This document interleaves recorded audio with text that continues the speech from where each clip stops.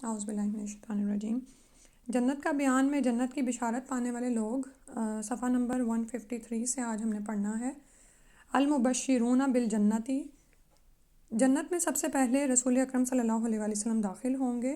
حضرت ابوبکر صدیق رضی اللہ عنہ اور عمر فاروق رضی اللہ عنہ ان جنتیوں کے سردار ہوں گے جو دنیا میں بڑھاپے کی عمر میں فوت ہوئے ہوں گے، ٹھیک ہے۔ یعنی جوانوں کے سردار تو ہم پڑھتے ہیں نا، تو یہاں پر اب بوڑھوں کے سردار کا بتایا جا رہا ہے۔ اچھا، یہ یاد رکھیں کہ جنت میں کوئی بوڑھا نہیں ہوگا، تو اسی لیے انہوں نے لکھا ہے کہ ان جنتیوں کے سردار ہوں گے جو دنیا میں بڑھاپے کی، یعنی دنیا میں بوڑھے ہو کر جو فوت ہوئے۔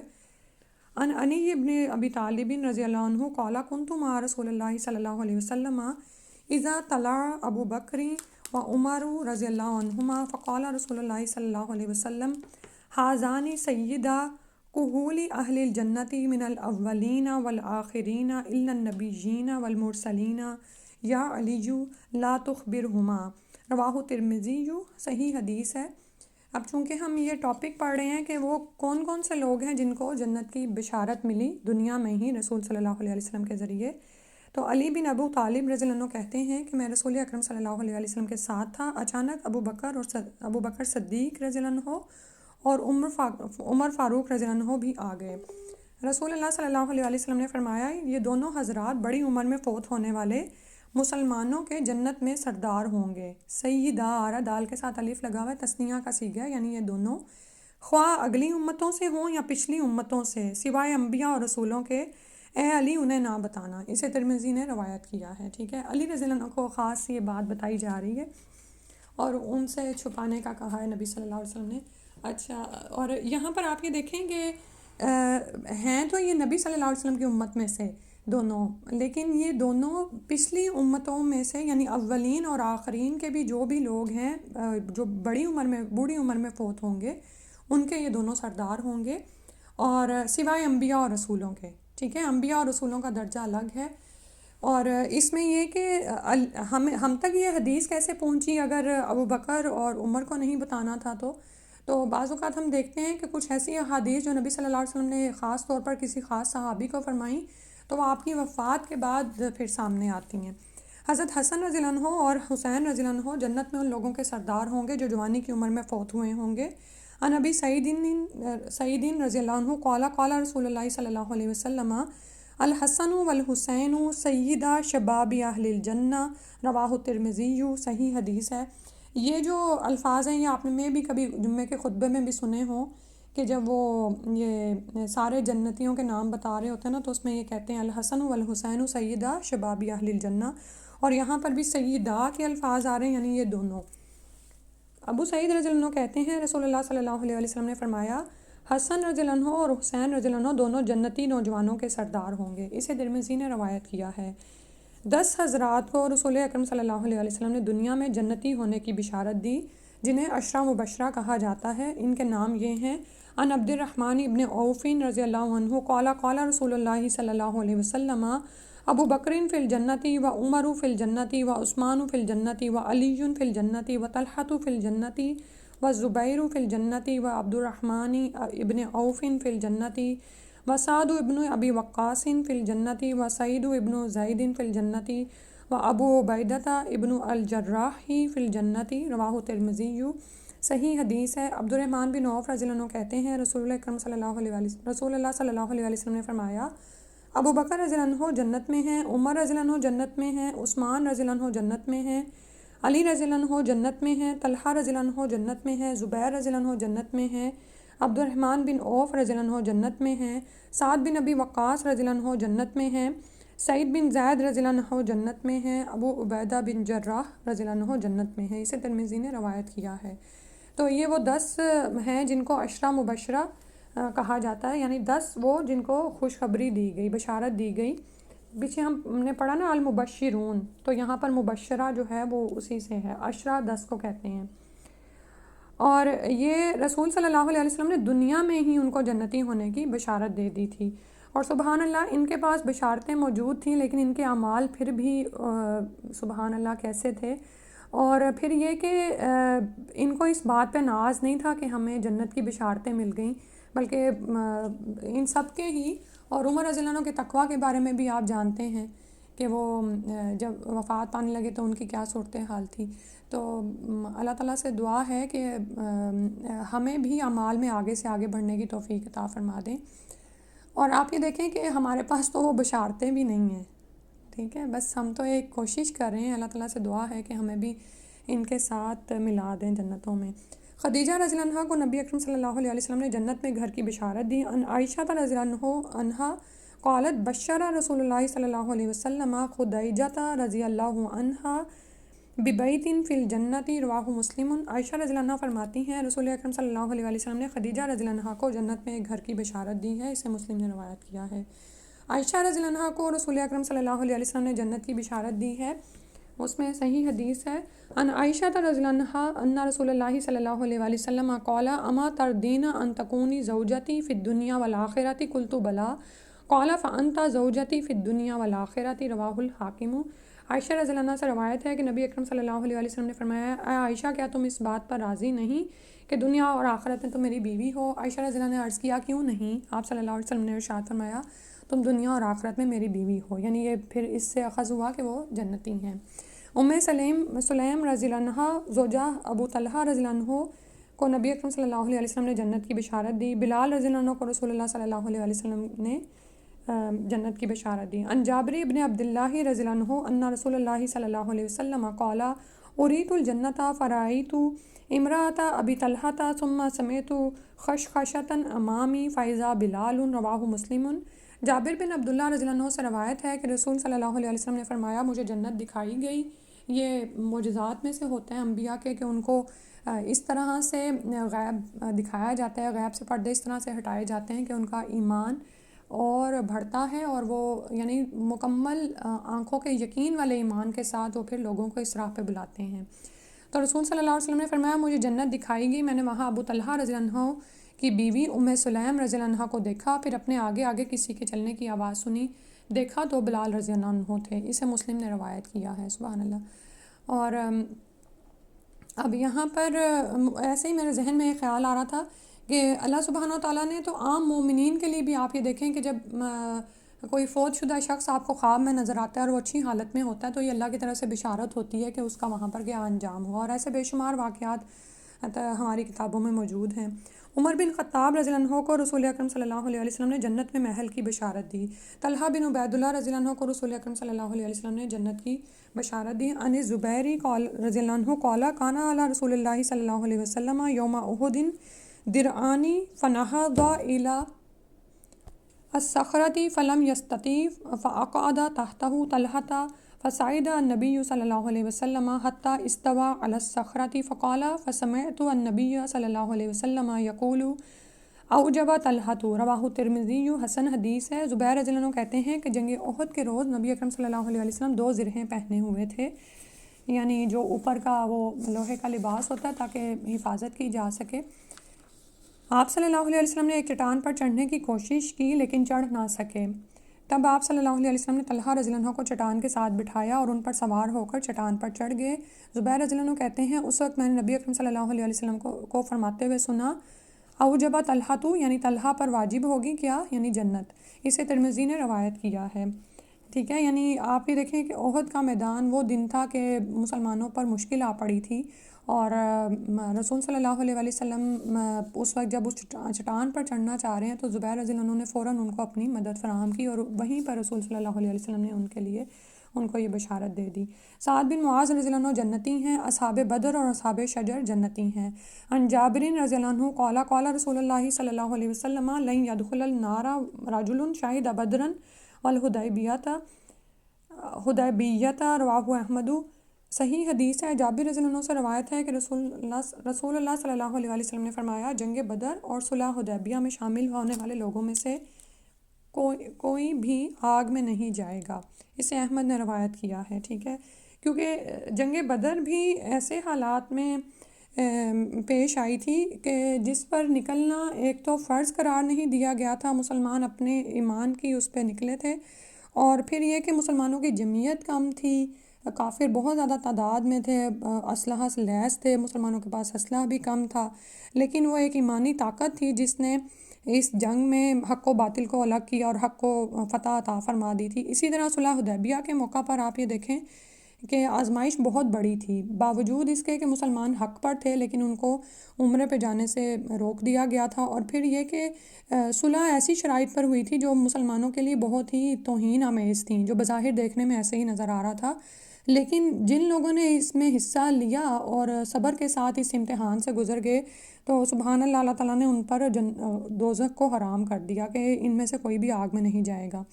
صلح حدیبیہ ذی القعدہ 6 ہجری سے قبل صحابہ کرام رضی اللہ عنہم نے حدیبیہ کے ایک درخت کے نیچے رسول اکرم صلی اللہ علیہ وسلم کے دست مبارک پر جانیں قربان کرنے کے لیے بیعت کی تھی۔ ان تمام اصحاب رسول صلی اللہ علیہ وسلم کو اصحاب شجر کہا جاتا ہے، ٹھیک ہے۔ تو بنیادی طور پر یہ ہوا تھا کہ جب مشرکین مکہ نے مسلمانوں کو آگے جانے سے روکا اور اس کے بعد سفارت کاری شروع ہوئی تو عثمان رضی اللہ عنہ کو جب سفیر بنا کر بھیجا گیا اور ادھر سے افواہ اڑا دی گئی کہ عثمان رضی اللہ عنہ نعوذ باللہ شہید کر دیے گئے ہیں، تو ان کی شہادت کا بدلہ لینے کے لیے رسول صلی اللہ علیہ وسلم نے بیعت کی تھی اور اس پر ان تمام صحابہ نے لبیک کہی، اور یہ بیعت جو تھی جان پر ہوئی تھی، یعنی جب تک کہ جان میں جان ہے ہم لڑیں گے، ٹھیک ہے۔ تو بنیادی طور پر انہوں نے اپنی جانیں پیش کر دی تھیں اس بیعت میں۔ تو ان تمام اصحاب رسول کو اصحاب شجر کہا جاتا ہے اور ان کے لیے ان پر آگ کو حرام کر دیا گیا۔ عبداللہ بن سلام رضی اللہ عنہ کو نبی اکرم صلی اللہ علیہ وسلم نے جنت کی بشارت دی۔ عن سعد رضی اللہ عنہ یقول ما سمعت رسول اللہ صلی اللہ علیہ وسلم یقول لحی یمشی انہ فی الجنت الا لعبد اللہ ابن سلام رضی اللہ عنہ، رواہ مسلم۔ سعد رضی اللہ عنہ کہتے ہیں میں نے رسول اللہ صلی اللہ علیہ وسلم کو کسی زندہ چلتے پھرتے آدمی کے بارے میں جنتی کہتے نہیں سنا سوائے عبداللہ بن سلام رضی اللہ عنہ کے۔ اسے مسلم نے روایت کیا ہے۔ سعد رضی اللہ عنہ نے صرف عبداللہ بن سلام کے بارے میں ہی یہ بشارت سنی، لہٰذا انہی کے بارے میں انہوں نے گواہی دے دی، ٹھیک ہے۔ لیکن صحابہ کرام رضی اللہ عنہ نے رسول اکرم صلی اللہ علیہ وسلم سے دوسرے صحابہ کرام رضی اللہ عنہ کے بارے میں بھی بشارتیں روایت کی ہیں، یعنی ذہن میں سوال یہ پیدا ہوتا ہے کہ آخر وہ ایک ہی بارے میں کیوں کہہ رہے ہیں، کیونکہ انہوں نے سنا ہی ان کے بارے میں تھا۔ جیسے شروع میں جو ہم نے حدیث پڑھی وہ عمر رضی اللہ عنہ اور ابو بکر رضی اللہ عنہ کے لیے ہے، لیکن وہ صرف علی رضی اللہ عنہ سے بیان کی گئی تھی۔ پھر ہے مریم بنت عمران رضی اللہ عنہ، حضرت فاطمہ رضی اللہ عنہ بنت محمد صلی اللہ علیہ وسلم، خدیجہ رضی اللہ عنہ جو زوجہ ہیں محمد صلی اللہ علیہ وسلم کی، اور آسیہ جو کہ فرعون کی زوجہ ہیں، جنتی خواتین کی سردار ہیں۔ عن جابر رضی اللہ عنہ قال قال رسول اللہ صلی اللہ علیہ وسلم سیدات نساء اہل الجنت بعد مریم بنت عمران فاطمۃ و خدیجۃ و آسیۃ امرات فرعون، رواہ الطبرانی، صحیح حدیث ہے۔ جابر رضی اللہ عنہ کہتے ہیں رسول اللہ صلی اللہ علیہ وسلم نے فرمایا جنتی خواتین کی سردار مریم بنت عمران رضی اللہ عنہ کے بعد فاطمہ رضی اللہ عنہ، خدیجہ رضی اللہ عنہ اور آسیہ رضی اللہ عنہ فرعون کی بیوی ہیں، اسے طبرانی نے روایت کیا ہے۔ تو 4 خواتین کے نام پھر ہمیں اس حدیث سے ملتے ہیں، جس میں سے ایک تو نبی صلی اللہ علیہ وسلم کی بیٹی ہیں اور ایک آپ کی زوجہ محترمہ ہیں، اور ایک جو ہے مریم جو کہ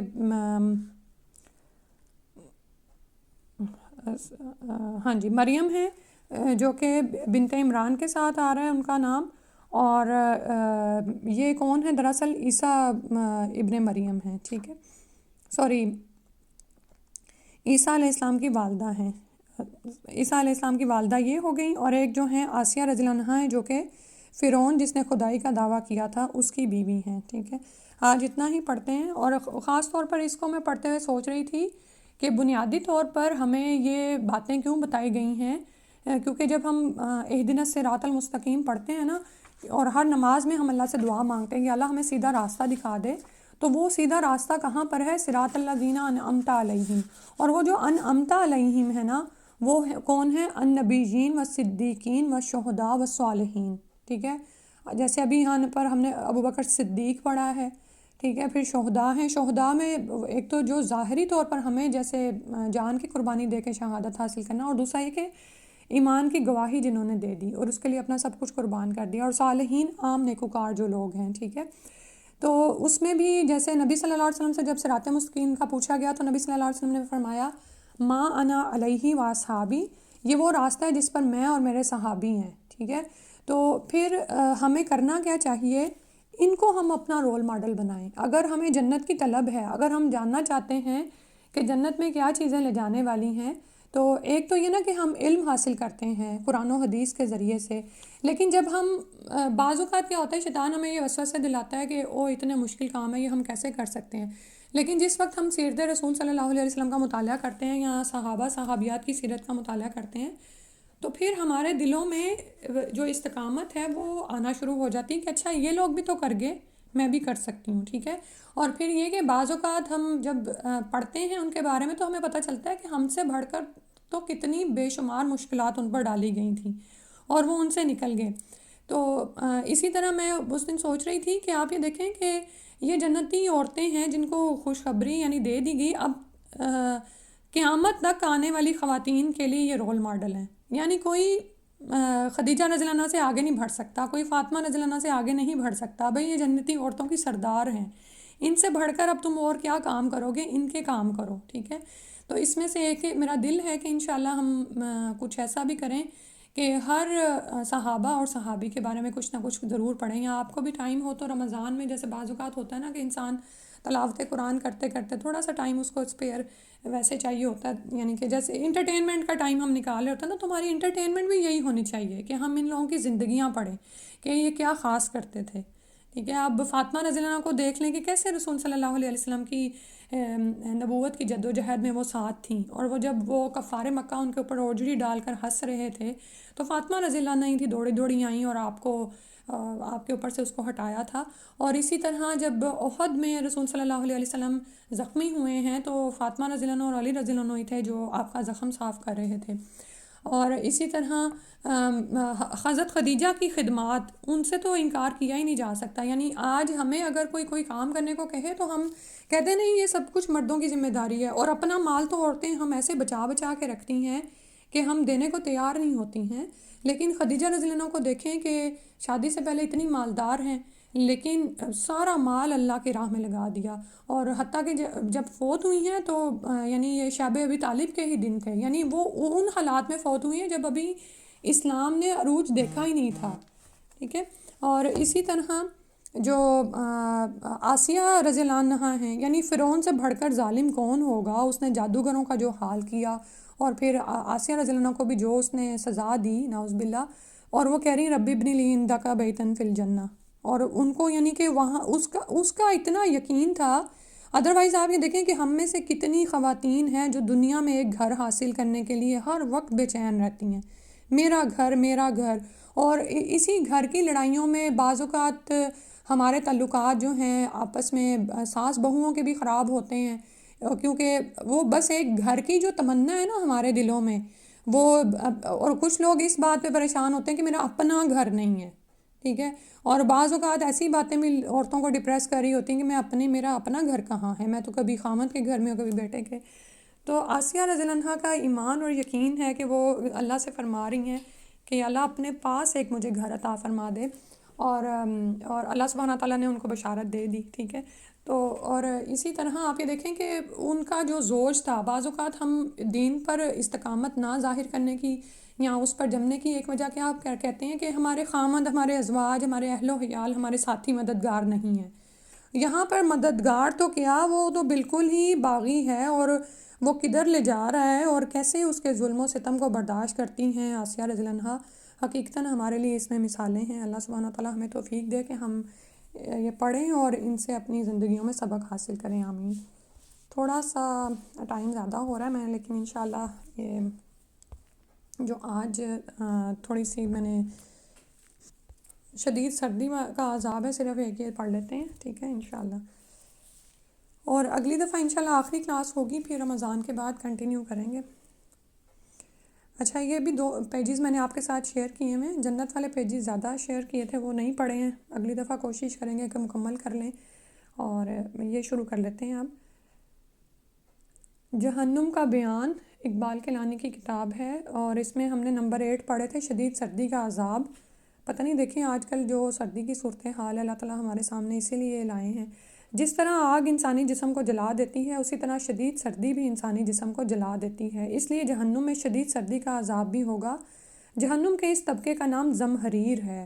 زمہریر میں کس قدر شدید سردی ہوگی اس کا علم تو علیم و خبیر ذات ہی کو ہے، لیکن یہ سردی چونکہ عذاب دینے کے لیے ہوگی، لہٰذا اس سردی سے تو بہرحال کہیں زیادہ ہوگی جو اس دنیا کے کسی بھی سرد سے سرد خطے میں دسمبر اور جنوری کے مہینوں میں ہو سکتی ہے، اور اس کا یعنی یہاں کی سردی کا مقابلہ کرنے کے لیے کبھی گرم لباس، کمبل، لحاف، ہیٹر، آگ کی انگیٹھیاں، گرم سے گرم کھانے پینے کی اشیاء اور نہ جانے کس کس چیز کا اہتمام کیا جاتا ہے، تب بھی ذرا سی بے احتیاطی انسان کو فوراً کسی نہ کسی عارضہ میں مبتلا کر دیتی ہے۔ احتیاطی تدابیر کے بغیر ننگے بدن انسان کو دنیا کی سردی برداشت کرنا پڑے تو وہ بھی عذاب سے کم نہیں۔ آپ نے دیکھا ہوگا کہ کس طرح بچے، بوڑھے، بڑے، ہر کوئی سردی کی لپیٹ میں ہے۔ اللہ سبحانہ تعالیٰ رحم فرما دے اپنی جناب سے، کہ جیسے اب انہوں نے لکھا کہ باوجود اس کے کہ ہم بچوں کی خوراک کا اہتمام کر رہے ہوتے ہیں اور ان کو باہر نکلنے سے روک رہے ہوتے ہیں یا ان کو گرم کھانے پینے کی اشیاء دے رہے ہوتے ہیں، لیکن بالکل تھوڑے دن پہلے ہی بچی کا معاملہ بتاؤں کہ وہ تھوڑا سا بیمار ہوئی ہے اور اس کے بعد وہ یعنی کہ پراپر فوڈ نہیں اس نے لیا تو وہ بے ہوش ہو گئی اور اس کے ہاتھ پاؤں الٹے ہو رہے تھے، جیسے ٹیڑھے میڑھے ہونا شروع ہو جاتے ہیں، اور آنکھوں کے نیچے نا نیلگوں سا کلر آ گیا تھا۔ تو یعنی اور اس کی وجہ یہی تھی کہ بچی نے برف میں ذرا، بچے ہوتے ہیں نا باہر کھیلتے رہتے ہیں، بچی باہر برف میں ذرا رہی ہے یا اس طرح کرتی رہی ہے، تو اللہ تعالیٰ ہمارے حال پہ رحم کرے کہ سب کچھ ہوتے ہوئے بھی اس وقت آپ یہ دیکھیں کہ یہ سردی ہمیں کس طرح سے وہ یعنی ایک عذاب سے کم نہیں ہے۔ ارشاد نبی صلی اللہ علیہ وسلم کے مطابق دنیا کی سردی محض جہنم کے اندرونی سانس سے پیدا ہوتی ہے، یعنی ابھی یہ جہنم کو یہ بخاری کی روایت ہے نا کہ اللہ سبحانہ تعالیٰ جہنم کو یہ اجازت دیتے ہیں کہ وہ سانس لے، تو جب وہ سانس لیتا ہے اس کا زمہریر جو اس کا حصہ ہے تو وہاں سے جو ہمیں لپٹ آتی ہے نا وہ یہ سردی ہے، اور آج -17 تھا یا -20، اور یہ جب پہنچتا ہے تو باہر ٹھہرنا مصیبت ہو جاتی ہے۔ تو اس سے اندازہ لگایا جا سکتا ہے کہ محض جہنم کے اندرونی سانس سے پیدا ہونے والی سردی اگر انسان کے لیے اس قدر ناقابل برداشت ہے تو پھر جہنم کے اندر سردی کے طبقہ زمہریر میں انسان کی کیفیت کیا ہوگی۔ اللہ تعالیٰ نے انسان کو بڑا ہی نرم و نازک اور حساس جسم عطا فرمایا ہے، اس قدر نرم و نازک کہ صرف 35 اور 37 ڈگری سینٹی گریڈ کے درمیان وہ صحت مند رہتا ہے۔ اس درجہ حرارت سے کم یا زیادہ دونوں بیماری کی علامتیں ہیں۔ اگر جسم کا درجہ حرارت 35 سے کم ہو کر 26 ڈگری سینٹی گریڈ تک پہنچ جائے تو پھر موت واقع ہو جاتی ہے، اگر یہ درجہ حرارت شدید سردی کی وجہ سے جس کے کسی حصے میں -6.75 ڈگری سینٹی گریڈ یا 20 ڈگری فارن ہائٹ تک پہنچ جائے تو جسم کا وہ حصہ سردی کے باعث جل کر یا گل سڑ کر فوراً الگ ہو جاتا ہے، جسے طبی اصطلاح میں فروسٹ بائٹ کہا جاتا ہے۔ اللہ رحم فرما دے۔ اور یہ آپ میں سے کتنے ہی لوگوں نے اس دفعہ محسوس کیا ہوگا کہ جب آپ برف صاف کرنے کے لیے باہر نکلے ہیں تو جب آپ واپس آتے ہیں تو ہاتھ ایسے شیل ہو رہے ہوتے ہیں کہ لگتا ہے کسی کام کے نہیں رہے۔ لمحہ بھر کے لیے فرض کیجئے کہ زمہریر میں صرف اسی قدر سردی ہوگی جس سے جسم کے اندر کا درجہ حرارت -6.7 ڈگری سینٹی گریڈ یا 20 ڈگری فارن ہائٹ تک پہنچ جائے، تو اس عذاب کی کیفیت یہ ہوگی کہ زندہ انسان کا جسم سردی کی شدت سے ریت کی طرح بکھر کر ذرہ ذرہ ہو جائے گا، اور پھر اسے نئے سرے سے جسم دیا جائے گا کیونکہ مسلسل عذاب اس کو دیا جانا ہے۔ پھر سردی کی شدت سے اس کا جسم ریزہ ریزہ ہو جائے گا اور پھر اسے جسم دے دیا جائے گا جب تک وہ زمہریر میں رہے گا، اسی عذاب علیم میں مبتلا رہے گا۔ مذکورہ تجزیہ محض سائنسی حقائق اور تجربات کی روشنی میں کیا گیا، جبکہ یہ بات واضح ہے کہ جہنم کی آگ کی طرح زمہریر کی سردی بھی دنیا کی سردی سے کہیں زیادہ شدید ہوگی۔ زمہریر کی اصل سردی میں عذاب اور عقاب کی ٹھیک ٹھیک کیفیت کیا ہوگی؟ عقاب جو ہے وہ سزا کے لیے آتا نا کہ اللہ کی جو سزا ہے، اس کا شاید ہم اس دنیا میں تصور بھی نہ کر سکیں، لیکن اس بات میں کسی شک کی گنجائش ہی نہیں کہ جہنم کی آگ ہو یا زمہریر کی سردی، کافر زندگی پر موت کو ترجیح دیں گے اور بار بار موت مانگیں گے اور کہیں گے کیا وَنَادَوْا یا مالکو لیقضی علینا ربک، اور وہ پکاریں گے اے مالک، یعنی داروغہ جہنم کا نام ہے یہ، کاش تیرا رب ہمارا کام تمام ہی کر دے۔ جواب میں ارشاد ہوگا انکم ماکثون، بے شک اب تم اسی میں رہو گے۔ سورہ زخرف کی آیت نمبر 77 میں ہے، اور یہ جواب وہ فوراً نہیں دے گا مالک، یہ جواب بھی وہ جانے کتنا عرصہ گزرنے پر دے گا، اور کیا دے گا کہ تم اسی میں رہو گے۔ اللہ تعالیٰ تمام مسلمانوں کو اپنے فضل کرم اور احسان سے زمہریر کے عذاب سے پناہ عطا فرمائے۔ وہ یقیناً بڑا بخشن ہار درگزر فرمانے والا اور اپنے بندوں پر رحم اور شفقت فرمانے والا ہے۔ تو ان کتابوں کو پڑھنے کا مقصد یہی ہے کہ ہم اپنی زندگیوں کو سنوار لیں، اپنی اصلاح کر لیں، اور جو دنیا میں مختلف طرح کے دھوکے پھیلے ہوئے ہیں، یا بعض اوقات کسی کی ذات سے ہمیں دھوکا لگ جاتا ہے، اور ہم دوسروں کو دیکھ کر اپنی زندگی بھی خراب کر رہے ہوتے ہیں کہ فلاں بھی تو نہیں کر رہے، تو ود دا فلو لوگ چل رہے ہوتے ہیں کہ فلاں بھی کر رہا ہے تو کر لو، جیسے وہ اللہ کی طرف سے نعوذ باللہ جائز ہی ہو گیا ہے۔ اور یہی وجہ ہے کہ اصل دین تو کہیں ایک طرف جاتا جا رہا ہے، اور زیادہ تر لوگ ایک ہی بھیڑ میں ہیں، اسی میں بھاگے جا رہے ہیں، صبح ہوتی ہے، شام ہوتی ہے، رات ہو جاتی ہے، ایسے زندگی تمام ہو جانی ہے۔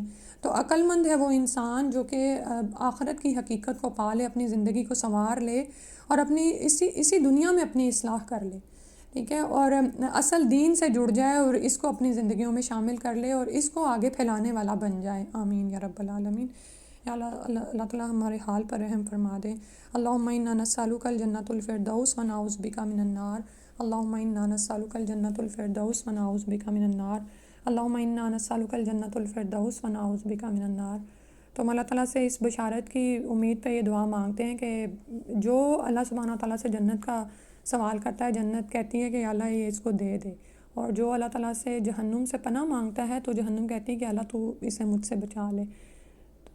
سبحانک اللہم و بحمدک اشہد ان لا الہ الا انت استغفرک و اتوب الیک۔ السلام علیکم ورحمۃ اللہ۔